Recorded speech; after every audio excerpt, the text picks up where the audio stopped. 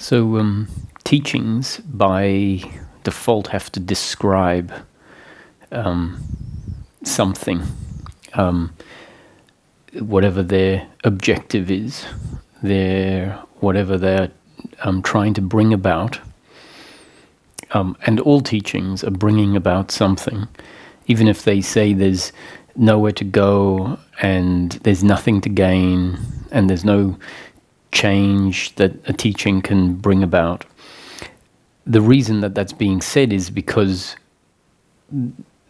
there's an understanding that saying that can bring about a change.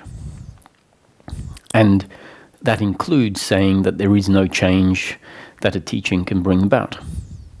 And so, for example, that change that's saying that the change that is known, that is possible to happen, is a change where our thinking that is so convinced that things happen the way that we think they happen, based on our idea of how things happen. And by the most part, we become convinced as we develop through life that life happens because of something that has happened before. And we don't really understand that deeply and fully, because if we understood it's because of something that happened before, we'd realize that there's always a before and a before and a before. And so the way that we develop is we start looking at things as quite isolated events. So when something goes wrong, we tend to look back one or two steps and say it started here, whereas actually it didn't really start there. That was just a continuation of something much bigger. So the way that our intellect has locked in place how life works is quite limited and lacking vision, lacking clarity. And one of the movements that can create more freedom, create more space, create a different knowing of oneself, create a different knowing of life, is to actually undo some of the errors that have been put in place. And that can include undoing the idea that life happens the way that we have concluded that it happens. And an effective undoing of that belief is the concept that says life doesn't happen because of cause and effect. So a teaching can't be the cause of someone's waking up. So stop thinking that it can. Because if we keep thinking that way, what we're doing is reinforcing our idea of life. And so a teaching that says a teaching can't bring about someone's awakening is actually bringing about change in the way we think. But it does it in a way that doesn't appear like it's what brings about change, because it in itself says, I'm just talking because that's what's happening. No reason, no intention, and in fact, if change happens, it's not because of anything I say. So I'm not saying that that's what I say, but that is a very valid teaching approach. So whatever the teaching approach, it needs to convey an idea, a concept, because it's understood by that teaching, that is going to potentially bring about a change that is useful. Useful relative to peace of mind in daily living. Or a particular teaching will say relative to whatever that teaching has as their core. So maybe it's awakening to the formless essence of what you are. that might be the objective of that teaching, even though it says there is no objective. So the teaching will say there is no objective for the same reason, because it understands that the thinking has formed a certain way, has formed a certain idea of life, and not only does it think that life unfolds a certain way, it also thinks that getting something is very important. So all of this was just said because I started off talking about how a teaching has to put forward a concept. And how we hear that concept, how we hear the words is often not how it's intended or what is meant. We'll form our own idea about what's meant by the way we interpret the words and string the sentence together, or interpret the concept, which is, a sentence. And as things start to, over time, click, and our idea of maybe a concept changes, and we start to see and feel it, and as we feel it, we can start to get a sense, oh, that is what that concept means, not what I thought it meant. But we start to get a feel for what it really means. And as we get that feel, automatically we readjust, our working mind readjusts and says, oh, now I'm going to hear that differently. When I hear that, I'll stop hearing it as I always thought it was. And so that's just a natural progression of listening to something many times, and hopefully one of those times is said, something slightly different. Let's say an example is given, and in conjunction with everything that was heard before and how it was locked away, a shift, an aha moment happens. Why am I saying this? I'm saying this because, one, I think it's good to describe dynamics so that we have an understanding of these dynamics, and hopefully you can get a sense in what I'm saying that this is not really something you do.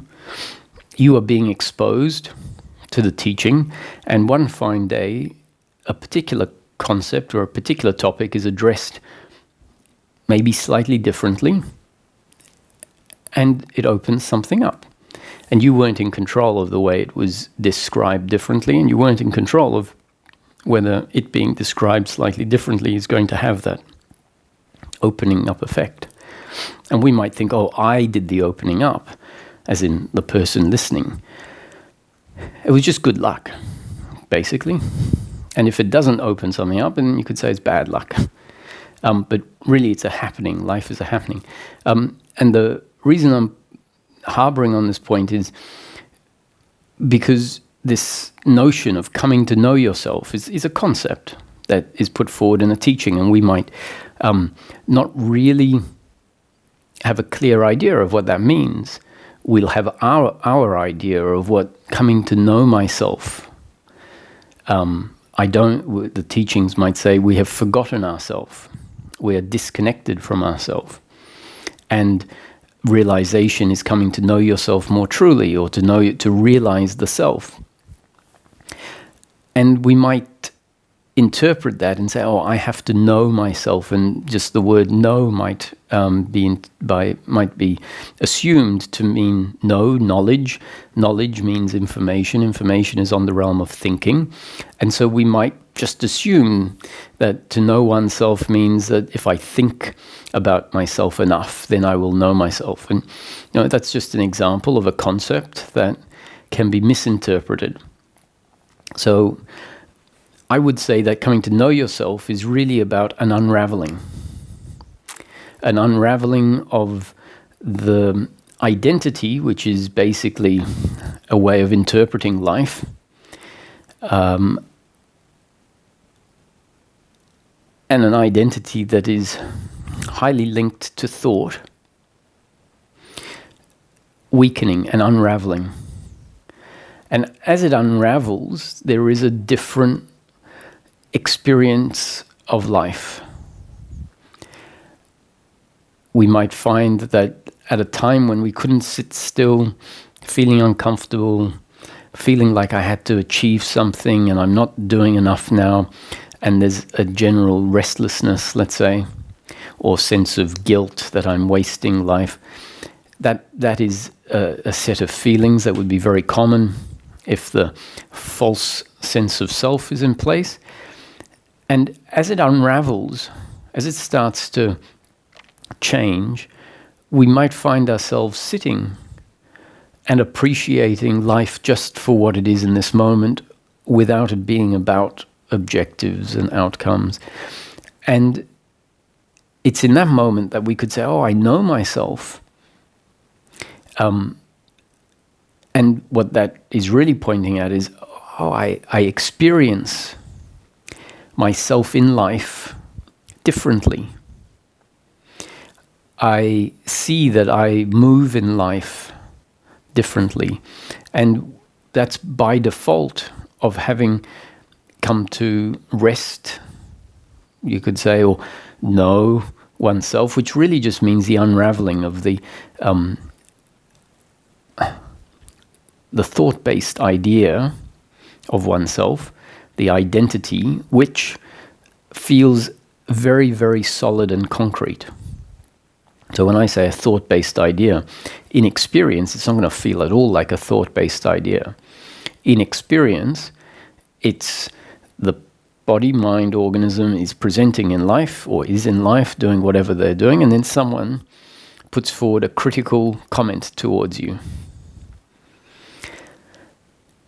And the experience will be one of, let's say, rage arising, or embarrassment, or despair because, let's say, someone you admire says something that is the opposite of what you'd like to hear from that person about you. And so the feeling can be one of despair that doesn't feel like it's got anything to do with a thought or a thought-based identity. It feels like you have very concretely been diminished, and that you are less than you were before that statement was made. As we start to see that identity more and more, we'll start to see that even though it feels very concrete, it is something that changes. And so in the satsangs, what I hope to do from time to time is hit on nuances that we just can't see. And they're a nuance that ties in very well, keys into a gap in between, into the gap that might exist in a topic that you're been contemplating, and opens it up, cracks it open for something that was unseen, and that which is unseen is usually the dynamic of this psychological identity, cracks it open for it to be seen. So today, I want to talk about doing what you feel like. Not necessarily in the way that I normally would, but focusing on a couple of nuances. Remember, the talks are always about happiness for the human being in this life. Happiness is something very specific as defined in this teaching. Happiness is not some sort of feeling of excitement or joy or pleasure for getting something. That's pleasure. Very nice, no reason to push it away when it comes to you in life, but know it as pleasure. Know it for what it really is, something to be enjoyed, something that feels much better than pain. I'll take as much of it as life is willing to give. However, the tragedy is when we think that pleasure is something more than it actually is, and we tend to do that very successfully through life. Think that pleasure is something more than what it is, and invest or believe that pleasure will give me something much more than it actually can. i.e. we are looking for long-term happiness in outcomes which are only pleasure. So that's not the happiness that we're speaking about here. Happiness, as defined in this teaching, is happiness through peace of mind. And peace of mind is the end of suffering. And suffering is what that psychological identity turns into many times during the day. Doing what we feel like doing and realizing how we don't do that a lot of the time during the day is bringing our attention onto the very practical and existing aspects of our life, because it's very easy to get interested in spiritual teaching and know the concepts, which are often generic concepts, which means they will apply to a broad range of, or to everyone, let's say, but for everyone they will have a very specific manifestation. So guilt is one form of suffering, and there would be many things that people would feel guilty about. Different people would feel guilty about different things. And so when we talk about guilt as a generic description, it's very easy for the intellect to conceptualize guilt and to never look on the level of one's own experience and see the guilt that is your specific guilt. So this movement into doing what we feel like is bringing our attention onto something in daily living. And often, as I just mentioned, our seeking can become disconnected from daily living. And so we think about a whole lot of concepts and don't see how they relate. We don't necessarily see the implications of a certain concept. So our happiness, peace of mind, is not to be found in outcomes. Outcomes are either pleasure or pain. They're part of the unfolding circumstance. We might know that intellectually because we've heard it a lot. My happiness isn't to be found in outcomes. When our attention lands on our obsession, our addiction with trying to control and manipulate circumstance, control and manipulate ourselves, control and manipulate the other, in order to get outcomes, that's when we may have an aha moment about how deeply ingrained and how existence this attachment to outcomes is. How, even though we've heard it 1,000 times, possibly, your happiness isn't to be found in outcomes. Your happiness isn't to be found in the future. Your happiness isn't to be found in what the other does or doesn't do. Your happiness isn't to be found in pleasure or pain. They're all the same way of saying your happiness is not to be found in circumstance, not to be found in the way life unfolds. There's a great freedom if we really believe this. If not even believe it, if we come to see how true it is, then that obsession, that addiction falls away. And when that addiction falls away, a whole set of efforts and in particular thinking about life fall away and change. So if we keep reinforcing by doing, and I don't mean doing as the doer, but simply by functioning a particular way, if we keep functioning in a way that we're trying to control the other, what the behavior is saying is, I believe my happiness is to be found in the other being a certain way and doing certain things. And yet, intellectually, we might say my happiness isn't to be found in outcomes. And we might think we really get it. And yet, the body is moving in such a way that is trying to manipulate the other or manipulate our own behaviors. And why? Because we're convinced deep down that that is very important. If this isn't seen as being a form of attachment to outcome, because we might have this idea, this is the way our thinking works, that, attachment to outcomes means that if I'm invested in a new car being where my happiness is, then I'm mistaken. Because we say, okay, new car is an outcome and it's pleasurable, and we might say, I don't do that. I know that's wrong. But then we might miss the fact that my insistence on someone being a certain way, or myself being a certain way, in order to please someone else or in order for the other to please me, is exactly the same principle, attachment to outcomes.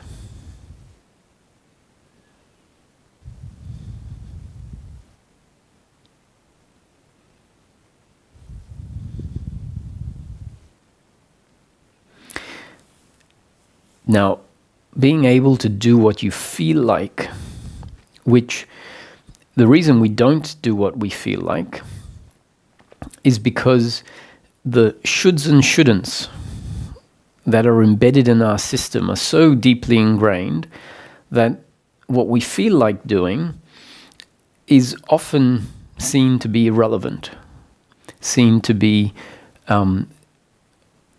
a distraction or something that will take us off track. And so it doesn't get given a priority. What is given priority is the thinking mind that says, in order to get this, which is very important, you should do this, this, and this. And there are some strategies and deemed ways of being in order to achieve those strategies that are just habitual, repetitive, and second nature to us. And one of those is to believe that I need to be a nice person, or that I need, essentially we're saying, I need other people to like me. And one way of getting people to like us is to be nice, to comply, to give them what they want. And that is unquestioned often. It may well be a deeply ingrained belief that I have to become a better person because actually I'm not that great in certain aspects. And when we see these aspects we're not that great in, then by default, the belief that says, well, now I've seen what I'm not great in, so I have to improve that, goes unquestioned. It exists, it happens as an unconscious movement, and it goes unquestioned as to whether that is wisdom or not. Now, I would say that's ignorance.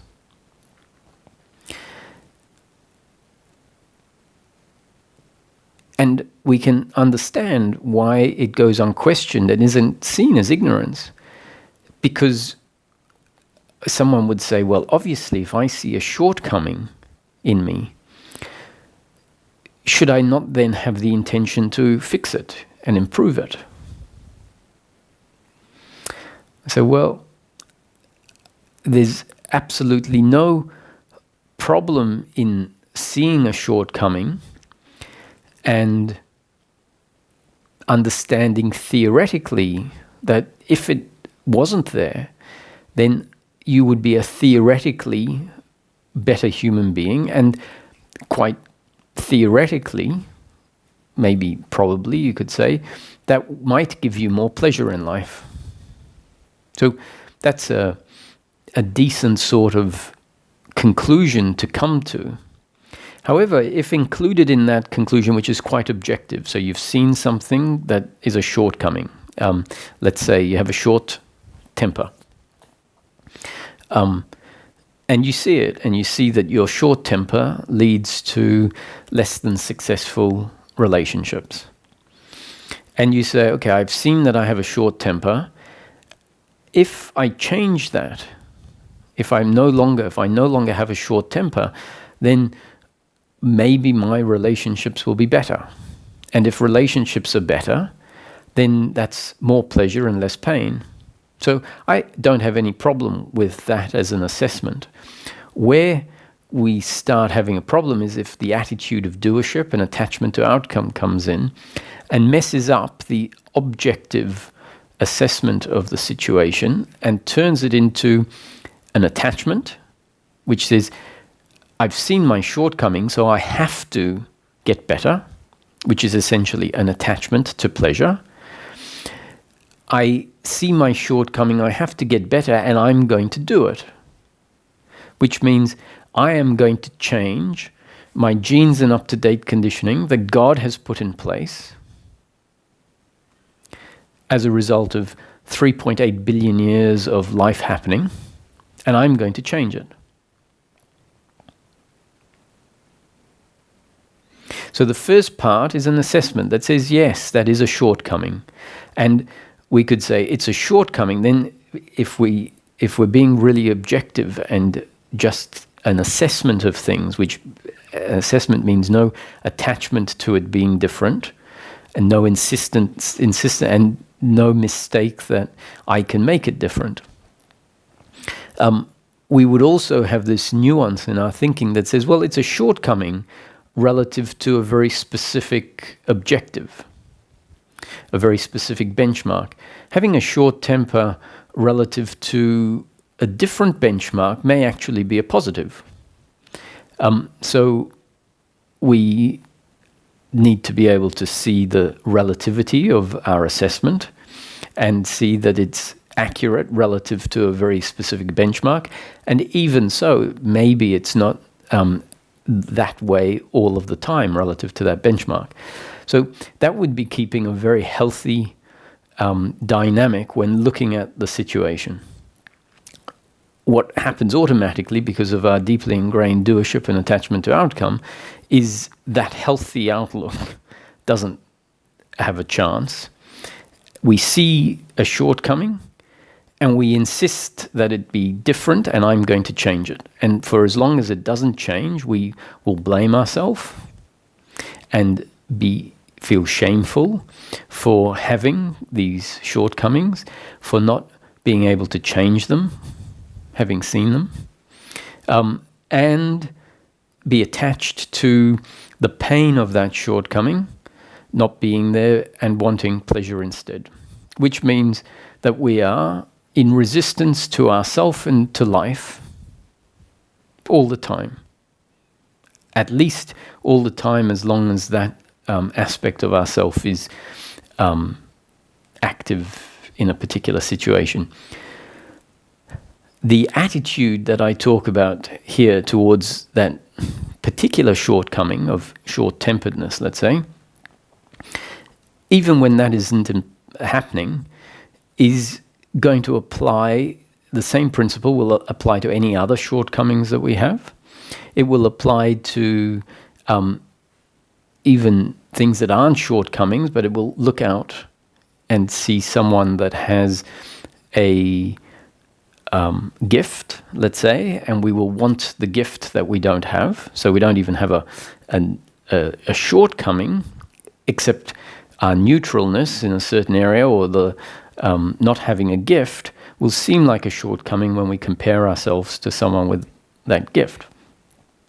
And even if there isn't something that our attention is grabbed on and this doership is actively in play, doership and attachment, the fact is that that is in place, ready to be triggered by anything. And because it's in place, it means a psychological identity is in place. That psychological identity is what essentially wakes up with us in the morning.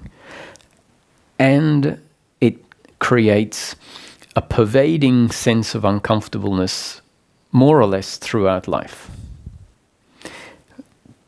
An uncomfortableness that's there in a basic form and then gets triggered under particular circumstances to become intensified.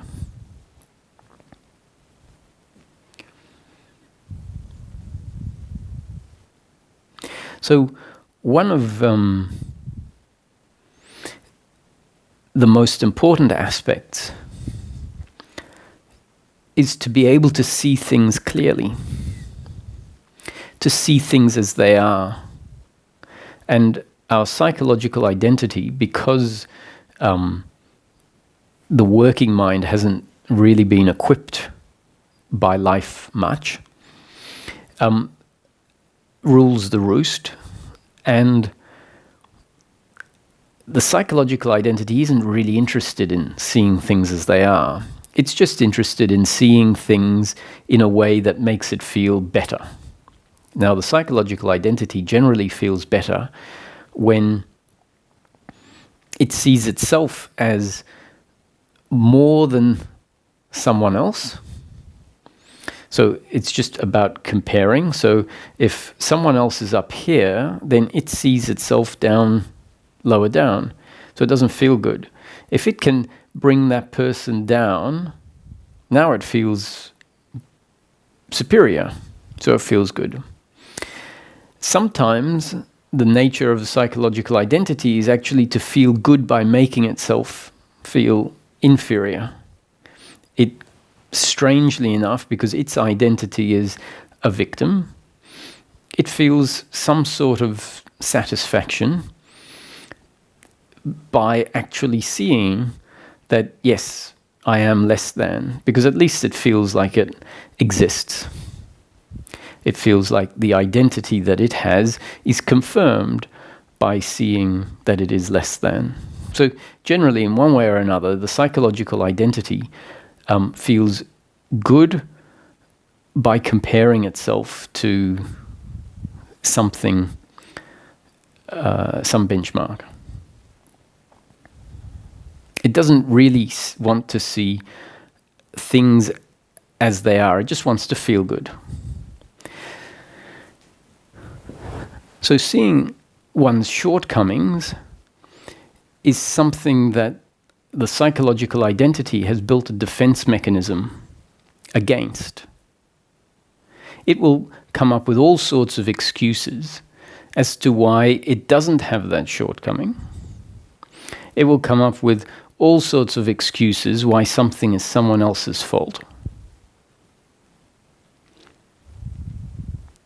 Thinking that is good for it, that is actually one way that it will be able to be more happy in life. And what that's actually doing is it's reinforcing the psychological identity that doesn't see things clearly. It's fooling itself into thinking it sees things clearly in a way that makes it feel better. So I suggest that it's a great thing to acknowledge your shortcomings. That might sound like a little bit of a dubious task.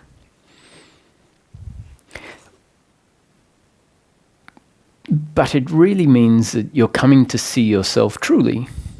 Now, admittedly, this the side of oneself that I'm talking about here is very much the physical and psychological, which is not the self at our core, that is essentially outside of that.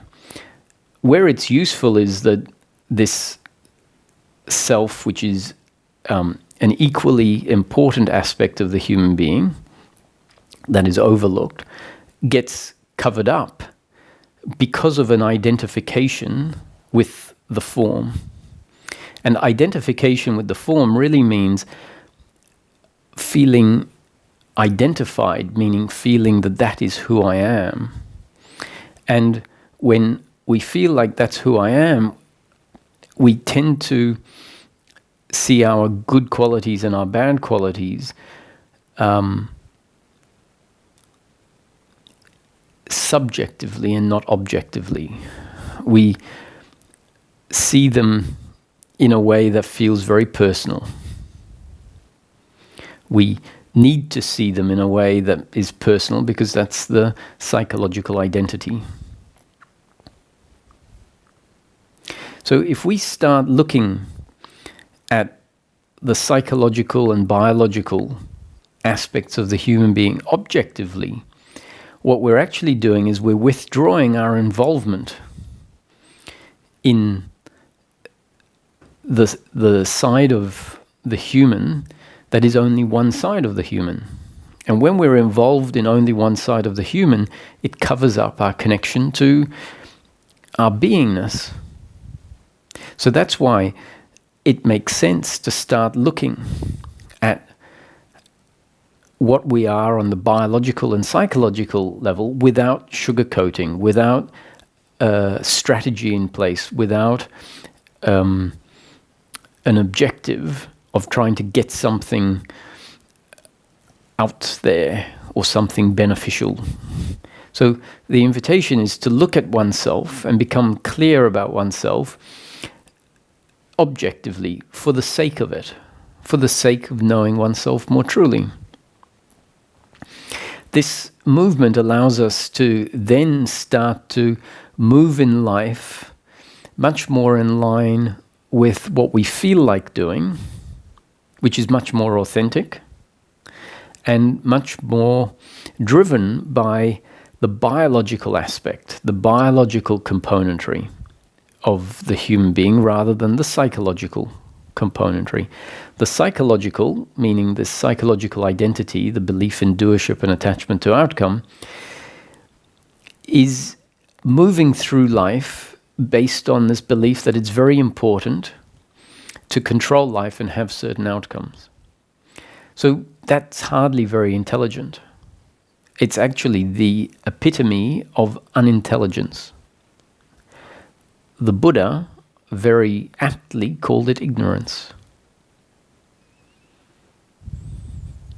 So if we're driven through life from this attachment to outcome, we're ignorant, we're unintelligent. And I'm not saying we as a doer, but rather I'm saying that our structure has been structured such that unintelligence is leading the way. So as we start dropping into feeling what the body wants to do, we have to have shifted out of unintelligence into something at least more intelligent. Now, more intelligence doesn't mean infallible. If we assume that intelligence means infallibility, that's not so intelligent. What it means is that we now have an instrument that is intelligent by nature, not infinitely intelligent. That's why it's not infallible, but intelligent by nature. Whereas the other identity is ignorant by nature. So these pointers hopefully will be reasons, motivations to do something that we didn't do before. Now, when I say do something, remember what it means is this is new conditioning being thrown out by a biological instrument, not a doer. I've been designed by life to, based on my genes and up-to-date conditioning, to sit here and in a satsang about happiness and daily living, deliver this. Just like cookies coming out of a cookie machine. The cookie machine doesn't decide what shape the cookies come out at. It is specifically structured to spit out a certain number of cookies an hour with a certain shape to them. And if it's designed to spit out different shaped cookies at different times, that's what will come out. It might seem random to someone watching, but it's never random. It's always a result of the makeup of the machine, and that's what it spits out. And so we're all designed by life based on our genes that we didn't control, that came together, grew, and at the same time as them growing, moment after moment, they were being impacted by new conditioning from life. And the result of the genes growing and the new conditioning is what we call our genes and up-to-date conditioning, which means at any point in time, we are a result of our genes and the cumulative effect of all of the new conditioning delivered moment after moment after moment.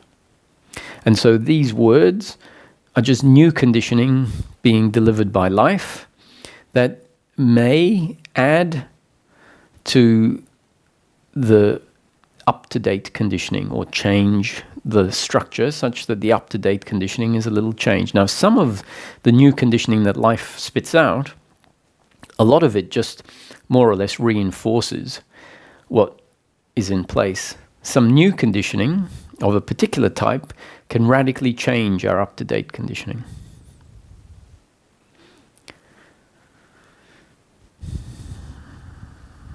So hopefully some of these concepts will be information that become part of the up-to-date conditioning that will inspire a movement that was different to the movement that was there before. The movement we're looking at today is a movement of doing what you feel like, rather than what you think you should and shouldn't do. Now, let me just add in that what you feel like is not necessarily limited to the strongest sensation in the body. That will be one component of what you feel like. The working mind, which is not the thinking mind that says this is what I should do because of this outcome that I believe I am defined by, the working mind also exists. And the working mind will contribute some information into the biological feeling. So you might be really hungry. That is a biological feeling of hunger. And there might be no food in the cupboard except for a cake. And the shoulds and shouldn'ts will say you shouldn't eat it. Right? No questions about it. You shouldn't eat it. And if we're running from the shoulds and shouldn'ts, that's what will drive the show. If the shoulds and shouldn'ts are strong enough, then the feeling. And if the feelings, if the shoulds and shouldn'ts are there, and we generally live that way, and the desire for the cake is strong enough, and we eat the cake, then the shoulds and shouldn'ts will kick in and say, you shouldn't have done that. And you would have eaten the cake, but you wouldn't be eating it with full pleasure.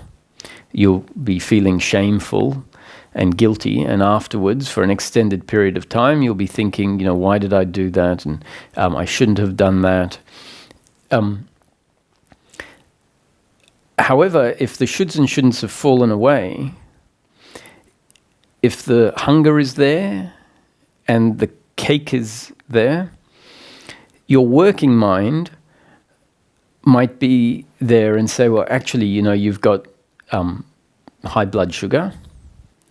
And so it will look at the cake, and it won't say you shouldn't eat the cake from an attachment to outcomes, which is what the thinking mind says. The working mind will just put the information into the system.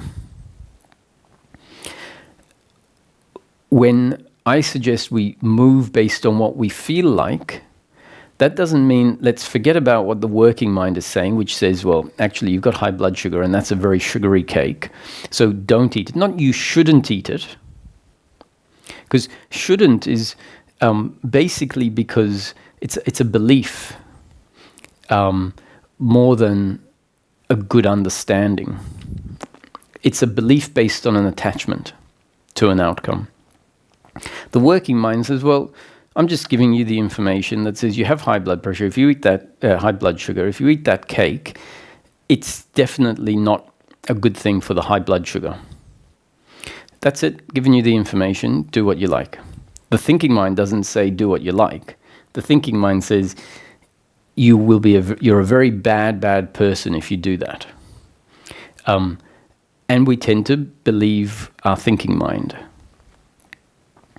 So there can also be an intuition.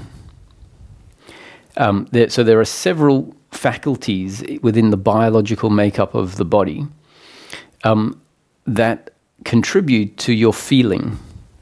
The working mind. You might feel really tired in the morning, and say, I don't want to go to work. And yet the working mind says, that's understandable, but if you don't go to work, you'll lose your job, and the money you get from the job pays for your mortgage and things. And if you don't have that, then your family is going to be... Now, the thinking mind can masquerade as the working mind, but it will just basically say, I have no other choice but to go to work. You should go to work.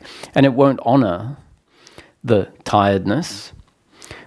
And if there is an honoring of the tiredness, there will be I'm tired and I have no freedom in life. So it becomes more of a going to work is in opposition with the tiredness.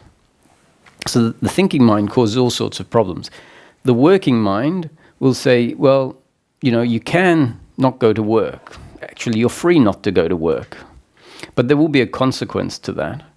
And I'm just telling you what the consequence is. But the working mind will also say, and I don't really know what the consequence is if you don't go into work. You may find that your circumstance will put certain pressures on you because you don't have an income, and you will find an alternative job that you like much better. But you may not, so don't think that that's an inevitability. Consider your options and do what you feel like. So the working mind is very much in line with do what you feel like. The thinking mind says, don't be ridiculous. You can't go through life doing what you feel like. You have to do what I tell you because I know best. I know where your happiness is to be found, and just listen to my strategy and you'll be okay. At some point, you'll realize, well, I've been listening to that strategy for my whole life and it hasn't really worked wonders so far. So if we get enough hints as to why starting to listen to what you feel like, starting to see things as they are, can be freedom from a certain prison, then a movement that will experiment. I'm not suggesting that you collapse all of your shoulds and shouldn'ts in one day and see how it goes. Start with small things that are manageable for your system, and as they start to demonstrate that doing what you feel like rather than what you think you should or shouldn't do, once it starts to demonstrate undeniable benefit, then you can move to the next layer of shoulds and shouldn'ts.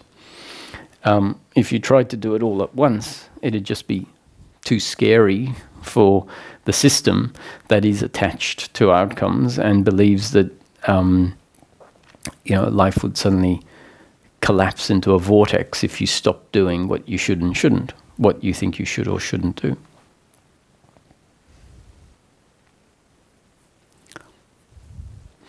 So let's go back to seeing yourself more truly.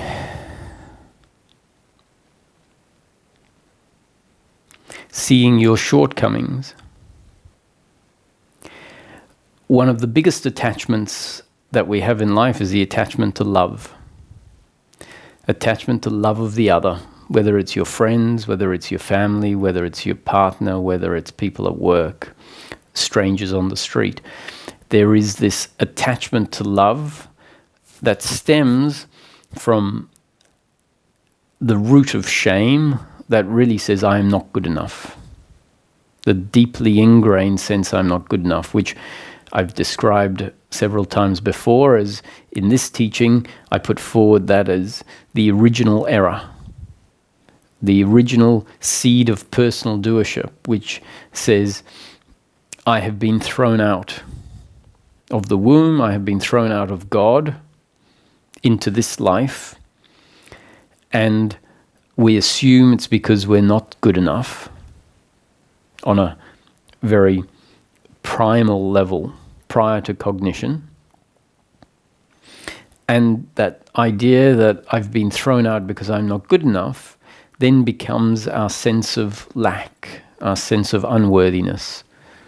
And so we are seeking confirmation from the other that is confirmation that says you are good enough.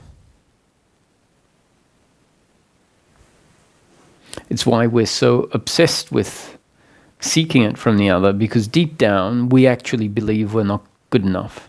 So if the other tells us we're not good enough, we feel terrible, not because they've told us we're not good enough, but because it reinforces our own belief that we're not good enough. Once we know ourselves to be something, if we know that we are a very accomplished, artist or mathematician or cook, and someone says, your cooking is really rubbish. If you are absolutely confident in your cooking ability because of the feedback that you get from people, and you don't doubt yourself, you have some shortcomings, but actually overall you think that you're a pretty good cook, and then someone comes and tells you you're not a good cook, if your confidence is, and there's no doubt about yourself, then that person is just seen as being one of those people, one of those people that can't help themselves but criticize, can't help themselves but get things wrong. And it doesn't affect you. It's like, oh, okay. So, if you're an expert giving a lecture, and then there's a person up there who clearly doesn't understand the subject beyond a very rudimentary level, and they're there trying to tell you how, physics works. And so the physics expert doesn't take it personally. It's like it's understood, oh, they don't know, and if there's a confidence there, if the person is confident with what they're delivering, they're not rattled. So we get rattled when the other tells us we're not good enough because we actually believe it ourselves. So it's got nothing to do with what the other tells us, but it's more about our internal structure. So when the other tells us use the same words, if we have a different internal structure, it's got a completely different reaction. So clearly it's got nothing to do with what the other says, but rather with how that is received, and it can be radically different in two different people or in the same person if they change. So very clearly, our happiness, our peace of mind, our comfortableness, our lack of doubt is not to be found in the other, not to be found in circumstance. It's to be found based on our own internal structure. And if the internal structure is such that the doership and attachment to outcome, the primal belief I am not good enough has fallen away, by default what's left is a sense of self-contentment, self-fulfillment, which means no doubt about oneself, even knowing that we have shortcomings.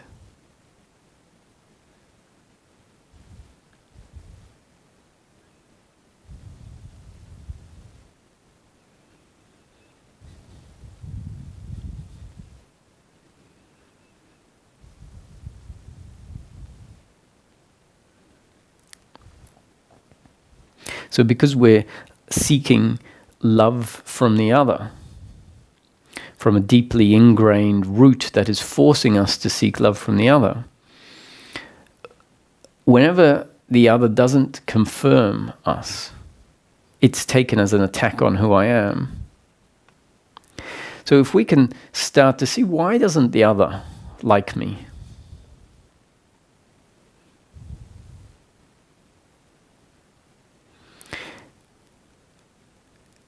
And acknowledge, yes, I completely agree. I can see if I'm argumentative all the time, and the other doesn't like hanging around, doesn't like having interactions because I'm argumentative or you're argumentative.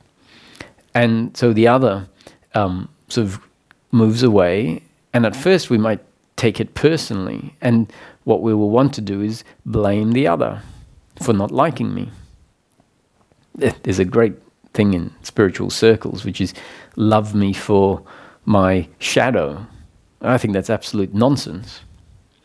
right? To want someone to love you for your shadow is ignorance.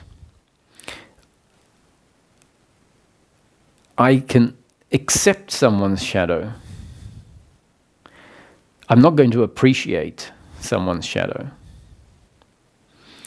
I can accept my own shadow. I'm not going to appreciate my own shadow. Now, often this nuance gets overlooked because we're told in the teachings you have to love yourself. The problem is you don't love yourself. You're criticizing yourself. So then someone sees their shadow and they say, I love my shadow. Because I love my whole self. What they really mean is I see my shadow and I accept it. I don't resist it. To think that your shadow is great is not really seeing things as they are. Now I'll go back to shortcomings. To see your shortcomings and say, I love my shortcomings, is missing the point. It's I see my shortcomings, I understand that they can't be different. I understand that my shortcomings are part of my genes and up-to-date conditioning. I don't resist my shortcomings. I love myself, we can say, even with my shortcomings. That's very different to loving my shortcomings. So to want someone to love you as you are means love my shortcomings. And the fact is that sometimes someone's shortcomings are such that the other isn't going to appreciate them. And when the other doesn't appreciate our shortcomings, we then tend to make it about the other being wrong. Oh, you judge me, and that's probably true, because a lot of people do judge when the other doesn't deliver pleasure to them. And you're the one that's wrong. So what I'm hoping we can do here is explore our shortcomings with the right attitude to them. So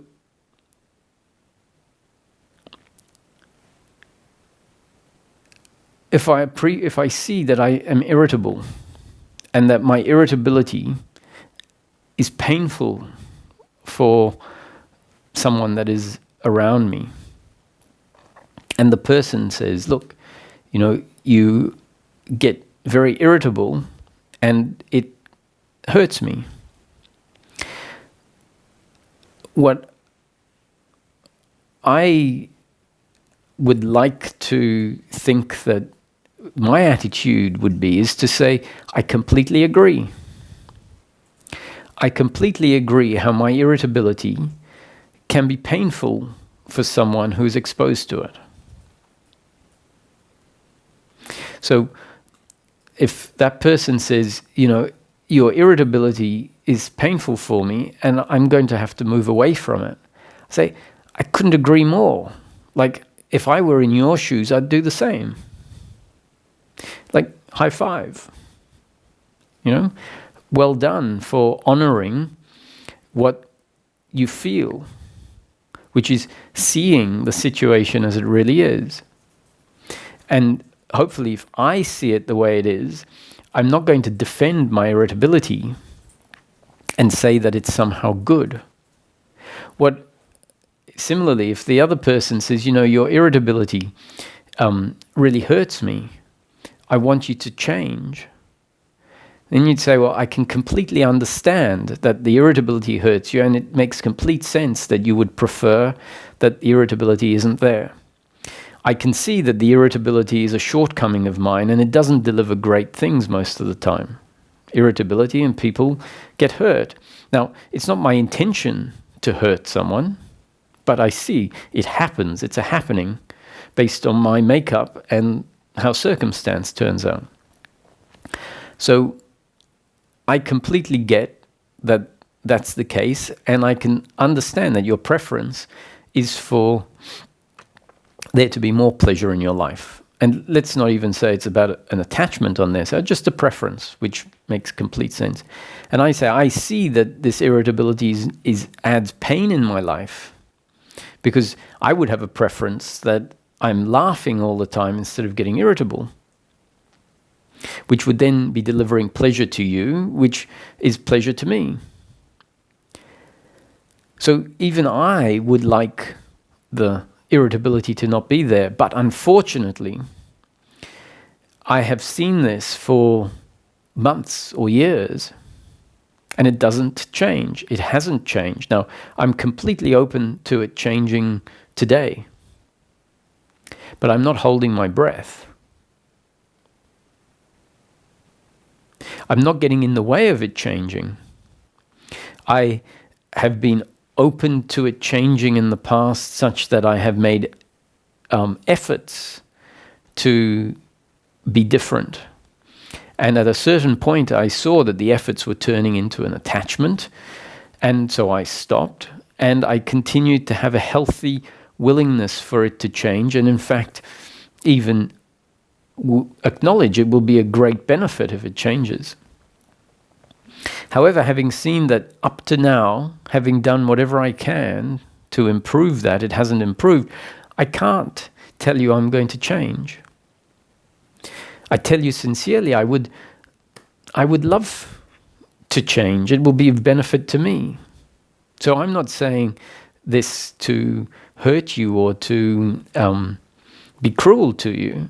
I'm just saying it as an assessment of what is. You want me to change. I'm very willing to change, except the change hasn't happened, and I'm not going to go through life thinking that I have to make the change happen, and more importantly, thinking that unless the change happens, I am somehow getting in the way of my own happiness. Because I don't believe that the pain that is delivered to you when I get snappy is your unhappiness. I see that as pain in the moment, your destiny being delivered. I see it as pain for me, my destiny being delivered. And it makes complete sense that just because I say it's just pain and not your unhappiness, because your unhappiness is not dependent on pleasure or pain, just because I say it's not your unhappiness doesn't mean that I'm saying you have to stay there in the situation receiving pain. If it's your destiny and your genes and up-to-date conditioning to conclude this pain is unnecessary and it hurts me, so I'm going to move away, then I say that's a fantastic assessment of the situation and a great conclusion. So I'm 100% all for that. Now, I can tell you, it's not personal. I agree that that's how I would work. If someone delivers pain to me, they don't deliver my preferences. I don't insist on my preferences being delivered, which means I understand that life is going to deliver sometimes pleasure and sometimes pain. I understand my happiness isn't to be found in my preference being delivered. But I do understand that pleasure is nicer than pain. So if there's something I can do to improve my situation, then I will do that. And if that means moving away from someone who I've been friends with for 20 years, that's okay, because it's a recognition, that person delivers pain to me, not pleasure. So there's no need to get all sentimental about the fact that it's a friendship that's been there for 20 years. Be grateful for that if it's been a good friendship. Say, how lucky I am to have had a friendship for 20 years. And now, in the last month, that friendship has changed such that it's delivering pain. Maybe we'll realize it's always delivered us pain, and we'll go, it's actually not that great an asset. The point is that if we see it now, by all means, let's talk to the friend and say, hey, do you realize that this behavior that's just started happening is painful to me? I'm not telling you you have to change or you should change. I understand you should actually do whatever you feel like doing in life. But I want you to know that it's painful for me. If it's something that can change, then this will be great, because it won't be painful for me and we can, resume our friendship the way it was. If it's something that is important to you and you can't change it. Even though I've said this, I'm not saying you have to change. So don't take this as an insistence that you be different to the way you are. I just want to communicate it. And if the relationship then changes, we can look at it as the natural unfolding of life. This is what life does. It's when we're attached to things thinking that that is my happiness, that we prevent the other from being themselves. And we prevent the other from being themselves because we're preventing ourselves from being ourselves. So once we start realizing the shortcomings, our own shortcomings, and not only our shortcomings, I'll be focusing on the shortcomings, but even things that are neutral, that are not really shortcomings, but they can be shortcomings for some people because of their preferences. So if you enjoy your time on your own, that's not really a shortcoming. But to someone who wants to spend lots of time with you, it may be seen as a shortcoming, and you can acknowledge it as being a characteristic of yours that delivers pain to the other. And you can say, look, I agree that if that's what you would like, I don't deliver that. And I understand that that's pain for you. I don't believe that that's an attack on your happiness. And I don't feel like I'm handcuffing you into staying in this painful situation. You're free to move and do exactly what you feel like doing. And so we can acknowledge this is not trying to invalidate what they're saying. Is I understand it's pain, but I'm this way. And so maybe we're not suited together. And the sooner we see that and high five each other, like to high five that we've seen that we're not suited, it's not personal, the sooner that we can get onto a track that is the biologically intelligent track.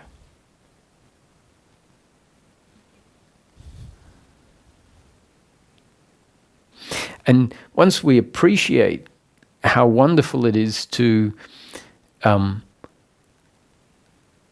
give ourselves the freedom to be as we are, which means even if the other person is insisting that we should spend more time with them or whatever, and we realize, actually, I just like to spend time on my own. And I'm not going to run with the you should be more social, because being more social means that these people are going to like you. It's like, they might like me, and that's pleasure, but if I do what I should do, then I lose my happiness.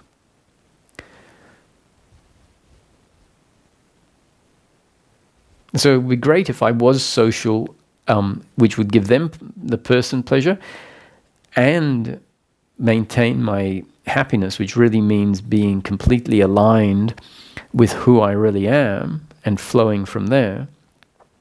That would be great.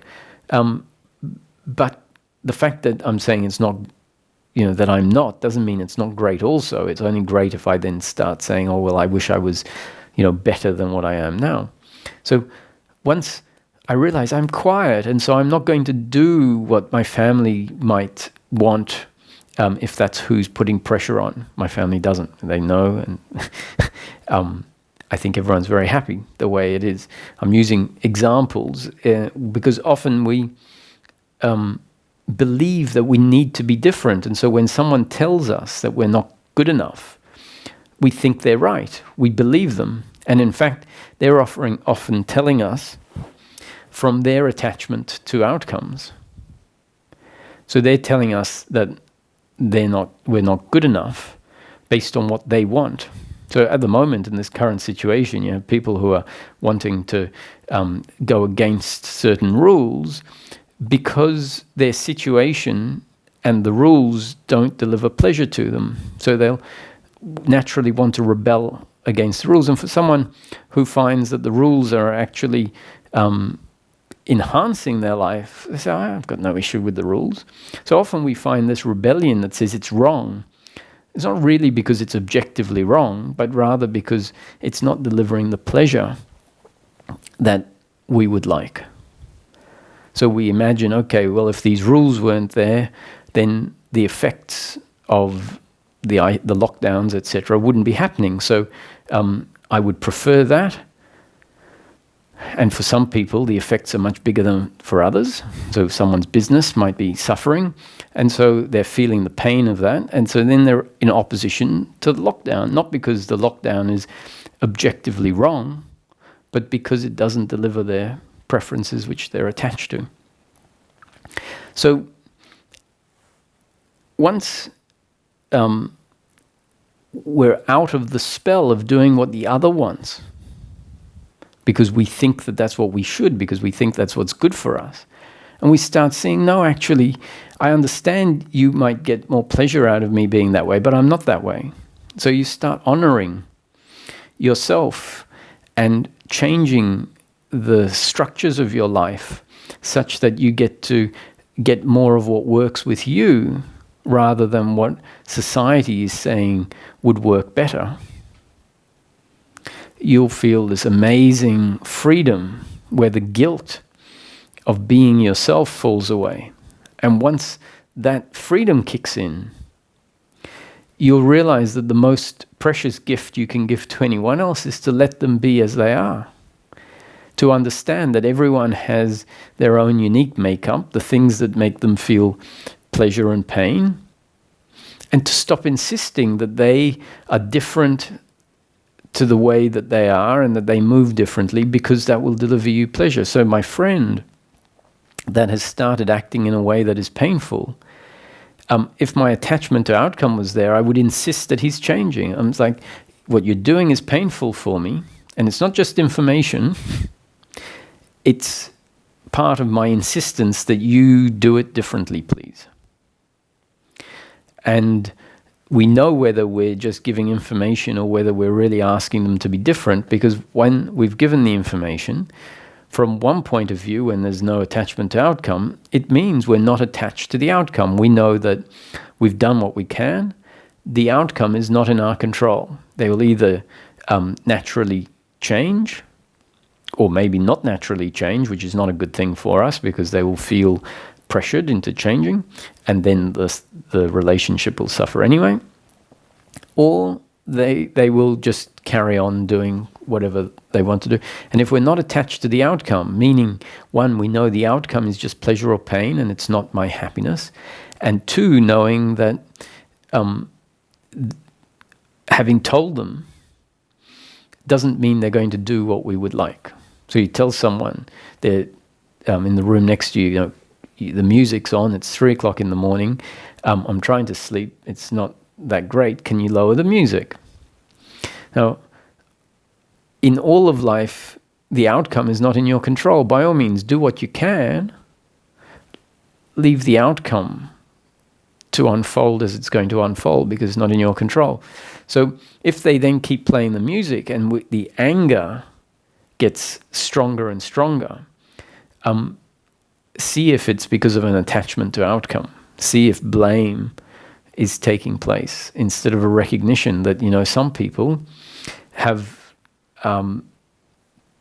grown up in a situation where their consideration for the other has never been reinforced. So when we're talking about consideration for the other, when you do what you feel like doing, always consider the other. There's a very important little component into this suggestion of, in each moment, do what you feel like doing. Always, when making the decision, consider the other, which means your friend would like you to be more social. So I'm going to do what I feel like doing, but I'm going to consider the other, which means I'm going to factor in that my friend would like me to be more social. So the working mind says, John would like you to be more social. And that's part of the information. And inside, it's like, I just want to sit here on my own for the next 2 days.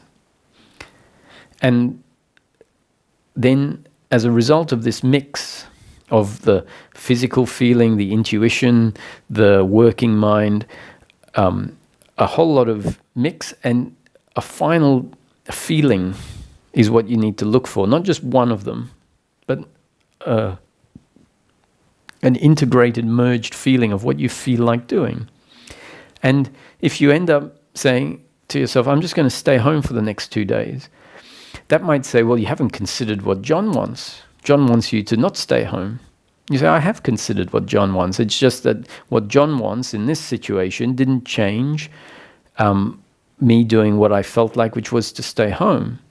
Now, on another situation, another time, I might feel it, consider what John wants, and the final decision is to go and spend the afternoon at John's house. Even if there was a part that wanted to stay on my own, having put John's wish into the mix, the outcome is not in my control. Let's see what happens when I consider what the other wants. So consider what the other wants doesn't mean do what the other wants. That's not what consider the other means. It means just keep it in mind when you're making your decision. And if you decide to stay home, it's not about you against John. It's not that you haven't delivered what John wants, so now John is the enemy, or he's seeing you as the enemy. He might see you as the enemy. But if we can understand, it's not personal. This is life designing me, life moving me, and realizing that there is a great freedom, and there is a great freedom in learning to move based on doing what you feel like without an attachment to outcome. Still the working mind that understands the consequence of outcomes. But the working mind understanding the consequence, the working mind also understands it's not as cut and dry as we might think, that a lot of things in life happen very differently. So one of the things I found with doing what I feel like is I imagined it was going to upset a lot of people.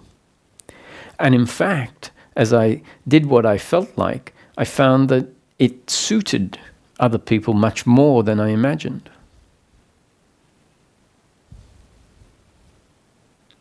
So that's today's talk on starting to look at what we really are on a biological and psychological level, and calling a spade without sugarcoating it, without being attached to the outcome of pleasure. Because if we're attached to the outcome of pleasure, we will only insist on us being perfect. And so this teaching, most spiritual teachings, have nothing to do with being a perfect human being, with being a saint. They're not about self-improvement. They're about a falling away of resistance with oneself, resistance with the other, resistance with life, understanding that life is a happening, that I'm not making life happen. I didn't make myself have my good points and my bad points. The other didn't give himself his good points or his bad points. And our destiny, whether I spend the time at home or go to John's house, that destiny is not in my control, not my doing. So there's also a freedom in knowing that, because then if I make a decision, I know that that's God's will. God's will unfolding. God's will really means I understand that this decision is based on all sorts of feelings, even if it's a decision from my shoulds and shouldn'ts, that's still God's will. God's will put in place the psychological identity of doership and attachment to outcome. And if I'm functioning from the doership and attachment to outcome, that's God's will unfolding. It's destiny for me to be living life that way and feeling uncomfortable. So I took both instructions as instructions from God. One was an instruction of doing what I feel like, honoring what I feel like, understanding it's coming from my biological makeup. The other was doing what I think I should and shouldn't do from attachment to outcome, wanting love of the other, believing that certain outcomes are where my happiness will be it financial outcomes, work-related outcomes, both of which were seen as instructions from God. When I started following the instruction of doing what I feel like, I found that that was an instruction from God that made me feel aligned with life, made me feel in flow with life, and delivered peace of mind. When I followed the instruction of shoulds and shouldn'ts, it threw me out of flow with life, made me feel uncomfortable, made me see the other as the enemy, the other as controlling me or forcing me to do something I didn't want, where they weren't actually forcing me. It was my own shoulds and shouldn'ts that were doing that. So as this becomes clear, it started to become obvious.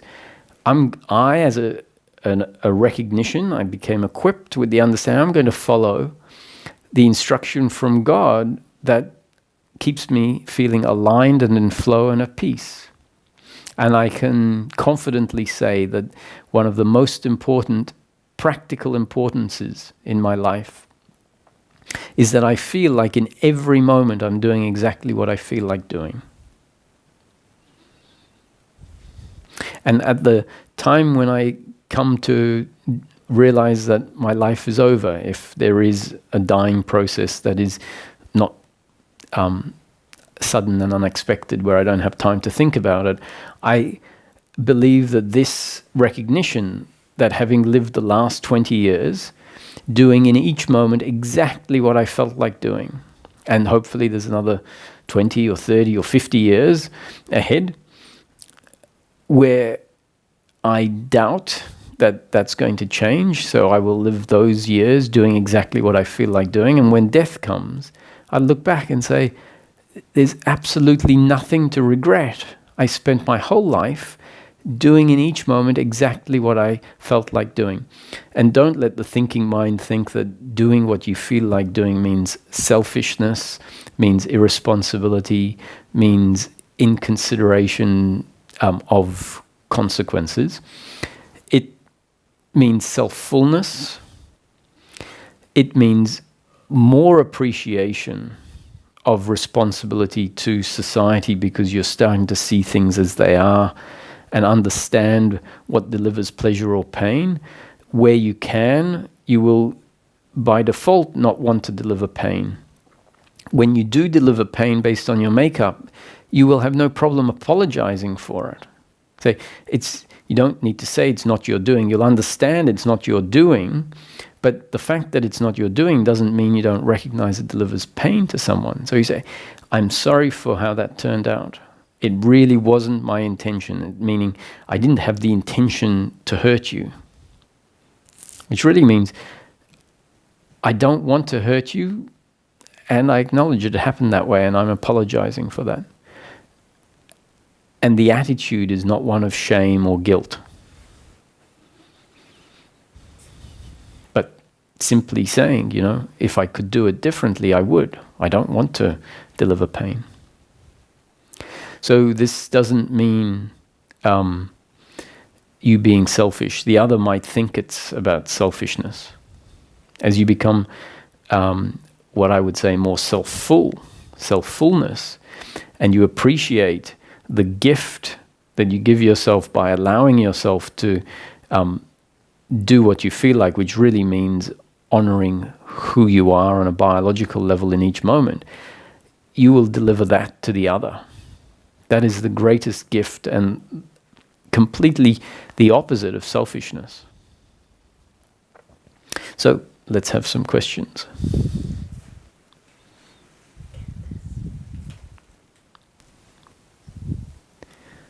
Hello, Candice. Hi, Roger. Thank you so much for doing this. I just resonated so much with what you were saying. This has really been my journey. This path of discernment.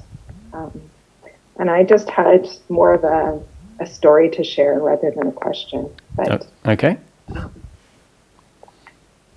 I actually just quit my job last week.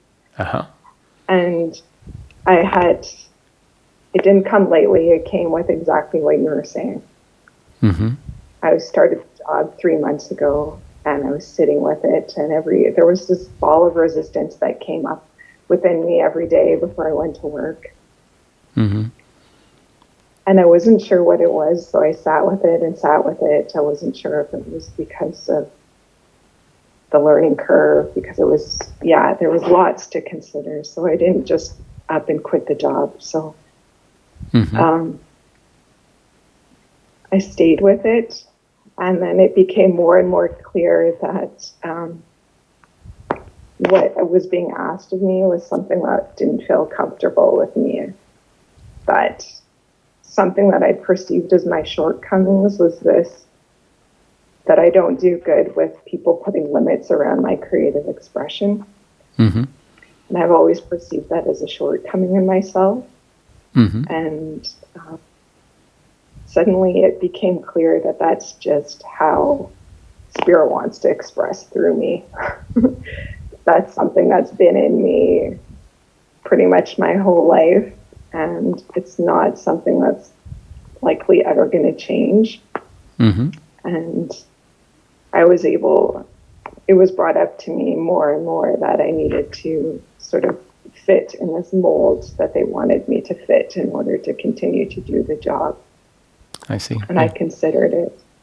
And I could feel like my whole body just kind of like shriveling up with the thought of it.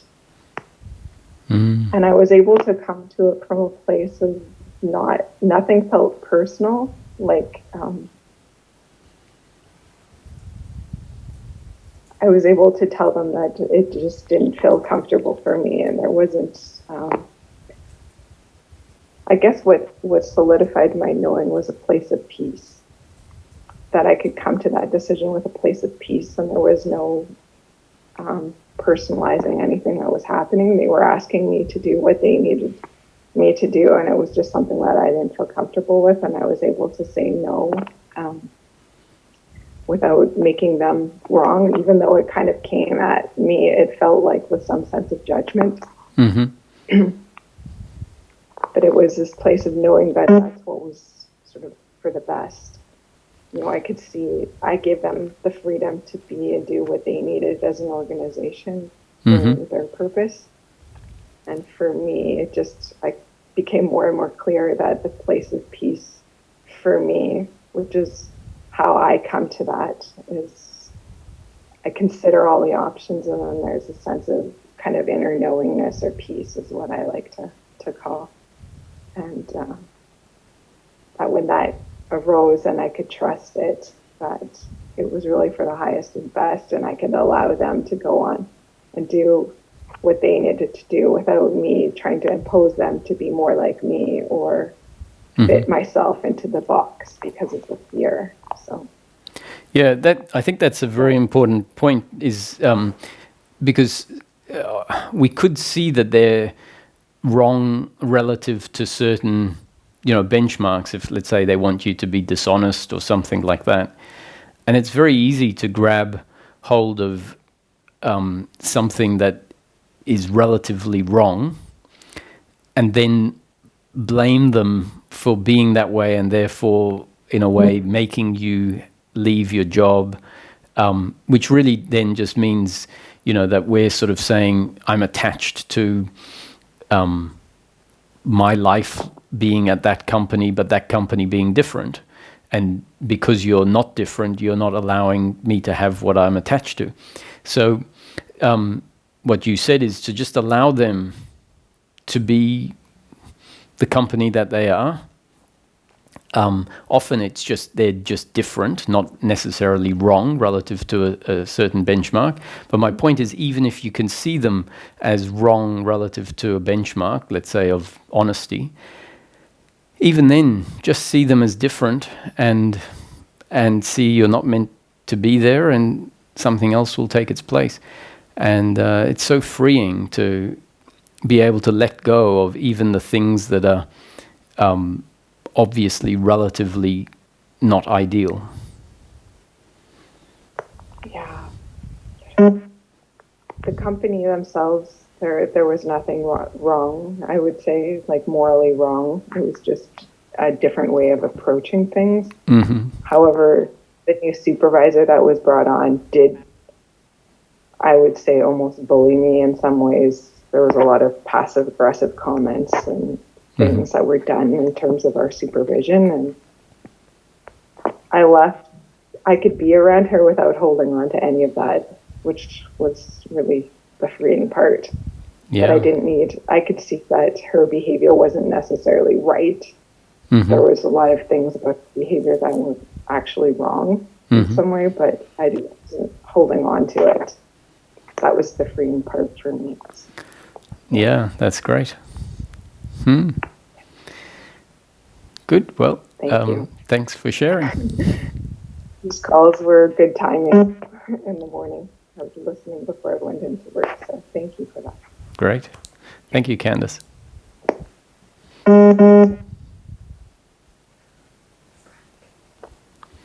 Hello, Frank. Hey, Roger.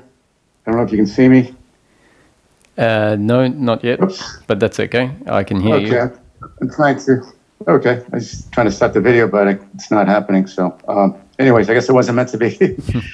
Well, I appreciate. I mean, this talk this morning was just unbelievably good for me to hear. Great. And most of it was, I was just right on with everything you said. Mm-hmm. The one thing that came up was that, I've had anxiety my whole life, and I realized as you were talking, I've had this realization before, that anxiety seems to be like an attachment to outcomes. Mm-hmm. And when you were talking today, that really, really hit home. And I thought to myself, so if I already know this, it makes sense to me on an intellectual level. Why is the anxiety still in my body? It's still here. And now I'm actually anxious about not getting this like 100%. Why isn't this all going away? Why don't I get it 100%? So there's more anxiety on top of the anxiety. Uh-huh. So I'd like you to talk about that if possible. And also, if you can talk more about guilt. I've had, as you were talking today too, I was thinking about some things that I've done in the past that make me feel very, very guilty. Mm-hmm. Things that have gone on between me and my siblings especially, and I can't seem to get rid of this guilt, and it's so painful. So Right. I was wondering if you could talk about both these things, anxiety and guilt. Thanks. No worries. Thank you. So the reason that even though we understand something intellectually, in practice the opposite happens, is because the understanding is deepening, and while it's deepening, we essentially have the understanding and part of the misunderstanding in the same system, and the misunderstanding is deeply ingrained and essentially much more has a foothold, a very strong foothold. And so when circumstance, like when we're in a calm, neutral sort of circumstance and the understanding is there, we can find we're at peace and we think, oh, this is great. I completely see that my my happiness isn't to be found in outcomes. I'm not the doer, so my shortcomings are what they are. And then a circumstance happens where someone actually tells you you haven't done a good job, and that understanding goes out the window. And what kicks in is clearly the misunderstanding, because you can feel it in the reaction. If you look at the reaction, you can see, well, this is telling me for sure that my sense of self is dependent on what the other thinks about me and the circumstance. And so to understand the dynamics that show, okay, this misunderstanding, the psychological identity is being put in place day after day after day for years. So if you're 50 years old, there's a whole lifetime of us living in that way that reinforces this psychological identity. So the understanding goes deeper and deeper and deeper, and as it goes deeper and deeper, it starts uprooting the misunderstanding until such time as it's what you can call a total understanding, and the total understanding will have totally uprooted the misunderstanding, and then the understanding actually even dissolves, you could say, because there's no misunderstanding to deal with, or rather it becomes one with who you are, and you just find yourself functioning from the understanding, your functioning is of knowing that you're not the doer, your happiness isn't to be found in outcomes, not because of a series of thoughts that come up and say this, but you just find someone says you haven't done well enough. There might be the pain, the biological pain of that, and yet it doesn't turn into the horizontal suffering that I just spoke about that will happen if the psychological identity is in place. So understanding the dynamics means we don't need to do anything. We can understand that the understanding is deepening. That's what it does. It can't help but percolate down as we go through life and hopefully see bits and pieces of life according to the understanding. Each time we see something, it is strengthening an aspect of our understanding. And at some point, that understanding will become total. Now, there are several movements that happen as the understanding goes deeper and as the old misunderstanding is uprooted. And some of that can be felt very energetically in the body. We can really feel at certain times that things are moving, that things are being shaken up and uprooted. It can come with a whole lot of uncomfortableness, because essentially this deeply ingrained doership and attachment, which is this identity I'm talking about, is made up of all of the locked away events that have happened in the past that have made us feel very uncomfortable. And in those past events, we were looking at the other as the doer and blaming them, looking at ourselves as the doer and feeling shame, seeing the outcomes that didn't eventuate as being where my happiness would have been, but they got in the way of it, or I got in the way of it. So that whole uncomfortableness from the past has been locked away as an energetic uncomfortableness, unresolved, and it has in it basically attachment to outcome and doership. So the deeply ingrained beliefs of doership and attachment to outcome are contained in these energetic loads in the body. And they get stored in big muscles and under safe places that are hard to get to. And they get dislodged as the understanding starts moving in. So you might have an insight about, listening to a talk, and suddenly there's an insight that shines the light of awareness on something you haven't looked at for a long time.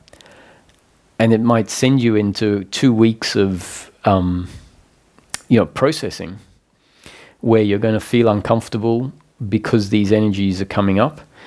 And if that comes up, hopefully we've been equipped to understand what these energies are, why it is they feel so inherently uncomfortable, and maybe find ourselves not suppressing those energies, because we've done that our whole life. And if we suppress those feelings, we're essentially just putting it back in place, in its hiding spot, just ready to come up again next time. And so when our system is ready, that movement will happen, and those misunderstandings from the past that have been locked away will actually have their time in the sun. And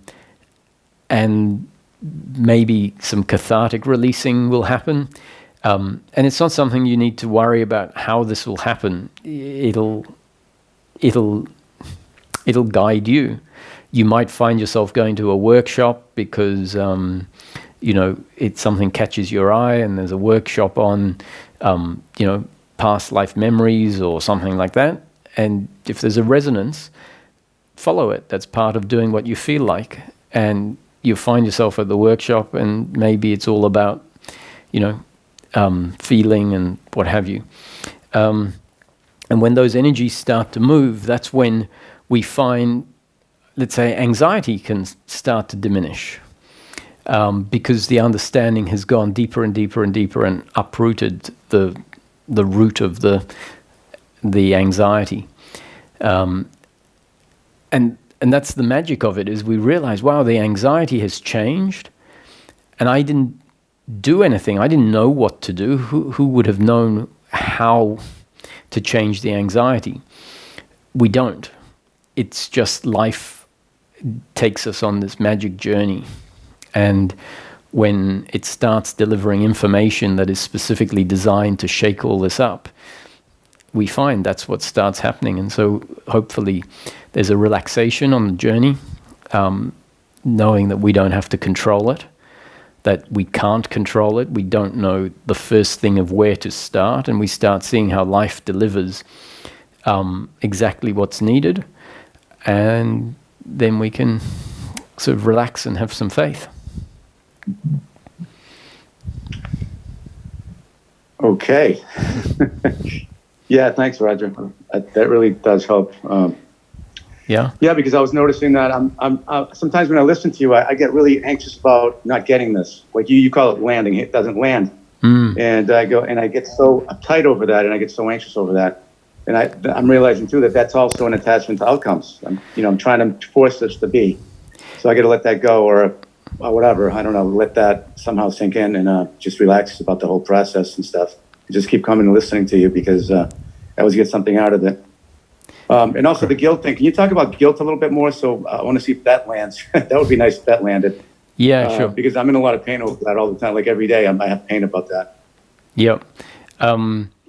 Just on that expectation thing, it's a very subtle point, and it's very important. There was the last video on the YouTube channel is exactly that. A satsang from a few days ago is your seeking for peace of mind has that turned into an expectation, and if it has turned into an expectation, then you will feel this anxiety, because as you said, anxiety is about an attachment to outcomes, believing that my happiness is found in something in the future, and if peace of mind itself turns into something, then it's the ultimate irony that we're seeking peace of mind, and the seeking peace of mind, if we've turned it into something that something conceptualized, that our attachment grabs hold of, then that in itself is creating more suffering, which you have first-hand example of, is the anxiety on top of the anxiety is an extra layer of suffering. So it's only when it really clicks that movement is more suffering that it starts getting cut off. And that requires us to really see that life is such a complex set of structures, all super interrelated with each other and interconnected. And that if you change one thing here, it changes a whole lot of things. And so for us to think that we know, that we can know, is ludicrous. So you've got people talking about how to fix the political situation, which is completely tied into the socioeconomic situation, which is tied into health, which is tied into the physics of the whole universe. And here we are thinking that as a layperson, we know how to change the world. And as soon as we realize the complexity of life, and that life doesn't require us to know, it doesn't require us to understand or to do. If anything, it requires us to realize that we can't understand and we don't need to, and that life is happening. And it can become such a relief, what a relief. So how this ties into guilt as well is intellectually, to understand that your actions in the past were not really your actions. They are, on the one hand, your actions, but we have to see that there isn't a me doer that is choosing. So to look back and say, yeah, I did some things that weren't so cool, is very valid, because it means you're discerning, right? You're seeing things as they were, and you can say, okay, hurt this person through my actions. So one thing I did that I often remember, like I don't feel any guilt or shame about it, but I sort of remember it as being not such a cool thing. It was when I was 18 and I was visiting the country I was born in, Malta. I lived in Australia and I went back and I was staying with my grandparents, and they were kind enough, they said, "Oh, use our car." And so I was there for 3 weeks, and on the last day I was driving around and I got distracted and I smashed into a car in front of me, and the front bumper was all smashed up, and the other car was fine. And it was my last day, and when you're 18, I didn't have much money, or I was saving it, and the last thing, spending $500 or whatever on a new bumper. And in fact, they were trading the car in that next day. Once I left, they were trading it in. They'd already had it assessed and done a trade-in, and they were getting a new car. And so the bumper was still, it wasn't actually damaged. It snapped off, but it looked okay. And so I just sort of rested it in place and parked the car, rested the bumper in place, didn't say anything about it, left the next morning to the airport, and sort of left them with a car and the bumper sort of hanging off, but didn't own up to it. And I don't know, they never said anything. I never brought it up. And I look at it and it was uncool. It wasn't, a nice thing to do to my grandparents, who were kind to me and what have you. But, that's where my priorities were at that time as an 18-year-old, owning up, and they probably wouldn't have made me pay for it, but I just didn't want to have to deal with it. And so, that's what it was. So I look back on it and I remember it as not being great behavior. And yet I see it couldn't have happened any other way, except in my head, where I say, "Oh, I should have told them." And that's only in hindsight, with a very different appreciation, or with a lack of appreciation of how I was feeling as a teenager in that particular situation. There was nothing, if I go back to how I was feeling then, there was nothing in me that said it makes sense to tell them about it. And that was the feeling that was a result of that teenager's makeup, genes and up-to-date conditioning. And so I don't know if that story helps you. And it, that someone might say, well, that's pretty mundane, $500 worth of damage or something, and as opposed to, I don't know, breaking your brother's heart because you ran off with his fiance or something, or there's plenty worse situations, but the principle is the same. The principle is that your genes and up-to-date conditioning in the circumstance at that point in time forced you to feel a certain way, whether it was fear, whether it was attachment to outcome, desires, made you act a certain way. You can see the outcome wasn't good, wasn't pleasurable, and then it just depends on whether you take it as you're doing, and feel guilt and shame, or whether you say, look, if I went back in time, maybe I'd do it differently. But if I was the same person in the same situation, I couldn't do it differently. If we reversed time and I found myself exactly the same, I would function the same way. And that's what we often don't appreciate about how we function, because we feel like I'm the one that can choose any range of options. The options are theoretical. Your genes and up-to-date conditioning will mean only one of them in the end is the one you pick. And that's the one you would pick over and over again if the situation was repeated itself. So it means we're not the ones doing it.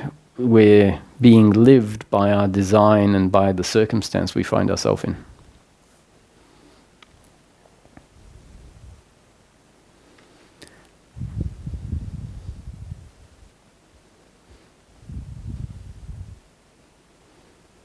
You there, Jack? Hey, Roger. Yeah, I was trying to unmute myself. Yeah, I was always muted. Well, thank you, Roger. I really appreciate that. That really helped a lot. It really does. So thank you very much. Thanks, Frank.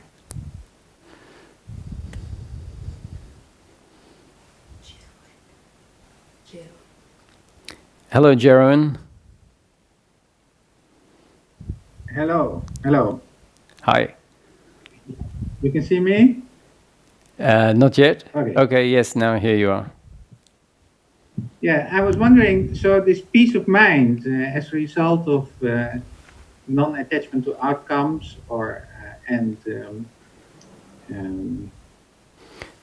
non-doership? Not believing in doership, is it the same as enlightenment? The peace of mind is what in this teaching we say is enlightenment, yes, the practical result of enlightenment. Okay. Well, that's the answer then. Thanks. It's a good question. I'm glad that you asked it, because actually sometimes people's idea about enlightenment, which can turn into a belief very quickly, can hear that repeated, can hear the teaching repeated and never, when I say never, for a long time, not actually click that they're the same thing, although the teaching says they're the same thing. Enlightenment is the end of suffering. Peace of mind is the end of suffering. So if anyone's got a mathematical mind that says A equals the end of suffering, B equals the end of suffering, therefore A equals B. So if enlightenment is the end of suffering and peace of mind is the end of suffering, then enlightenment is peace of mind. So I guess it must be complete. Sure, that's right. So what complete means is for the peace of mind to be undisturbed, meaning for no suffering to arrive in life or arise in life. The doership and attachment to outcomes, which is where the suffering stems from, has to be completely annihilated. And when it's completely annihilated, then we know ourselves differently. We know ourselves as always connected to Source. So our continuous unbroken peace of mind actually stems from our continuous unbroken connection from Source. And that unbroken connection from Source means sort of two things. One, we understand that whatever is happening through us is a happening according to life's will, or a happening according to Source. That if the speaking is happening, I know myself as an instrument connected to life. So there is a felt feeling, which is the feeling of consciousness, which in practical terms expresses itself as the sense of being, the sense of I am, and an appreciation that there is awareness functioning through this body, awareness of life. And the connection to Source also means that I understand that I'm not the doer, and that the other is the same. The other is also an instrument connected to Source. And everything that happens through them is a happening according to God's will. So that really means that the psychological separation of seeing myself as a separate, independent, and insulated individual has fallen away. And seeing the other as a separate, insulated individual has fallen away. And so then we're all in this together, and life is this big movement of characters playing their role. And so from a bigger point of view, we see life is just the energy of Source, or Source expressing itself as this play of life. Each of us doing exactly what we think or feel to do in each moment. So when that understanding is total, which really means when the misunderstanding falls away, then we both know ourselves as connected to Source, and in practical terms, the end of suffering and peace of mind. Yes. Okay, thank you. Thank you. Okay, so I think we've reached the limit for today. I hope to see you again tomorrow.